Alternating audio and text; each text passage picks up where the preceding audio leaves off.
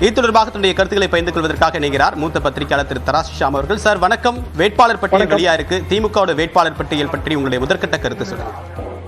புதியவர்களுக்கு நிறைய வாய்ப்பு கொடுத்திருக்கிறார்கள். அது உண்மையிலேயே பாராட்டத்தகுந்த விஷயம் தான். அரசியலுக்கு புதிய உறவுகள் அவசியம் தேவை. காரணம், பழையவர்களின் ஆதிக்கம் தொடர்ந்து கொண்டே இருப்பது என்பது மக்களாட்சியின் மாண்புக்கு உகந்தது அல்ல. கிட்டத்தட்ட 11 பேர் புதியவர்கள். பழையவர்களுக்கு மன வருத்தம் இருக்கும். இதிலே இருந்தாலும் அவர்கள் பொது நன்மைக்காக வேலை செய்வார்கள் என்பது என் கருத்து. 3 பெண் வேட்பாளர்கள் அது போதாது. காரணம், பெண்களுக்கான இடஒதுக்கீடு மக்களவையிலே 33%. திமுக தேர்தல் அறிக்கையிலும் அது இருக்கிறது. தமிழ்நாட்டிலே உள்ளாட்சி அமைப்புகளில் 50% பெண்களுக்கான இடஒதுக்கீடு. அப்படி என்றால் குறைந்தபட்சம் ஒரு 33% பெண்களுக்கான இடஒதுக்கீடு, 1/3 அது பிரதிபலிக்க வேண்டும். அது வேட்பாளர்களிலும் பிரதிபலிக்க வேண்டும் அல்லவா? அப்படி பிரதிபலித்தால் தானே பெண்களை நாம் வலிமைப்படுத்த முடியும். பிரதமர் நாரி சக்தி என்று சொல்கிறார். பெண்களை வலிமைப்படுத்துதல் என்பது அதன் அர்த்தம். அதை அரசியல் கட்சிகள் செய்ய வேண்டும். இருப்பினும் 3 பெண் வேட்பாளர்கள் அதை வரவேற்கலாம். அதிகப்படுத்தினால் சிறப்பாக இருக்கும். அடுத்த தேர்தலிலே அப்படி செய்வார்கள் என்று நான் நம்புகிறேன். மற்றபடி திமுகவின் தேர்தல் அறிக்கையிலே முக்கியமான விஷயங்களாக நான் பார்ப்பது, கண்டிப்பாக இருந்து தமிழ்நாட்டுக்கு விலக்கு பெற்றுத் தருவோம் என்கிற வாக்குறுதி, இலங்கை தமிழருக்கு குடியுரிமை பெற்றுத் தருவோம் என்கிற வாக்குறுதி, சிஏஏ சட்ட ரத்து என்கிற வாக்குறுதி, பாண்டிச்சேரி தனி மாநிலம் என்கிற வாக்குறுதி, இந்த 4ஐயும் நான் முக்கியமாக பார்க்கிறேன். ஆளுநர் விவகாரத்தில் 2 மிக முக்கியமான தீர்மானங்கள் அதில் வாக்குறுதி கொடுக்கப்பட்டிருக்கு. ஒன்று 361, அந்த இம்யூனிட்டி இருக்கிறத நாங்கள் ரத்து பண்ணுவோம் அப்படின்ற அளவுக்கு வாக்குறுதி கொடுத்திருக்காங்க. உங்களுடைய பார்வை அதை பற்றி? இம்யூனிட்டி ரத்து செய்ய முடியுமா என்பது சந்தேகம். காரணம் என்னவென்றால், நமது அரசியல் அமைப்பிலே 2 பதவிகளுக்கு அந்த இம்யூனிட்டி இருக்கிறது. ஒன்று குடியரசுத் தலைவர், 2வது ஆளுநர். 2ஐயும் அரசியல் சாசனம் ஒரே தட்டில் தான் வைத்து பார்க்கிறது. எனவே ஆளுநர்களுக்கான இம்யூனிட்டி ரத்து என்றால் குடியரசுத் தலைவருக்கான இம்யூனிட்டி ரத்து செய்யப்பட வேண்டும். அதற்கான வாய்ப்பு இல்லை. அதற்கு பதிலாக இம்யூனிட்டியிலிருந்து சில விலக்குகள் கொடுக்கலாம்.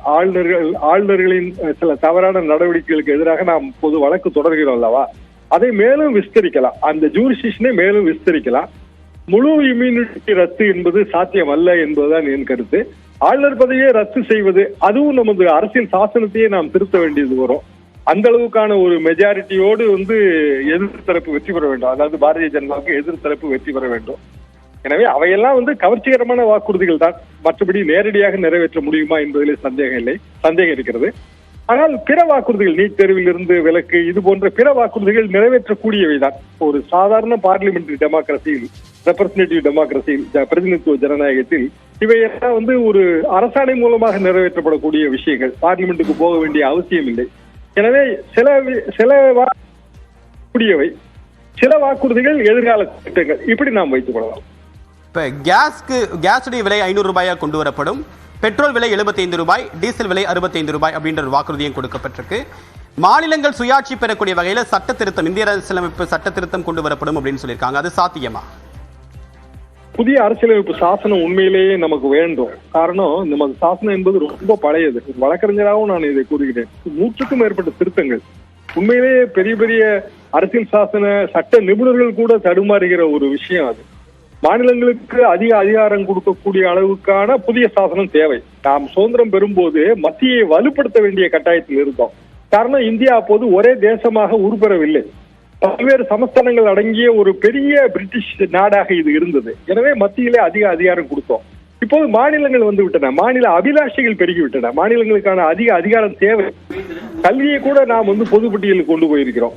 இதற்கு ஒட்டுமொத்தமாக ஒரு புதிய அரசியல் சாசனம் தேவை என்பதுதான் என் கருத்து. உங்கள் கருத்துக்களுக்கு மிக்க நன்றி திரு தராசு ஷியாம்.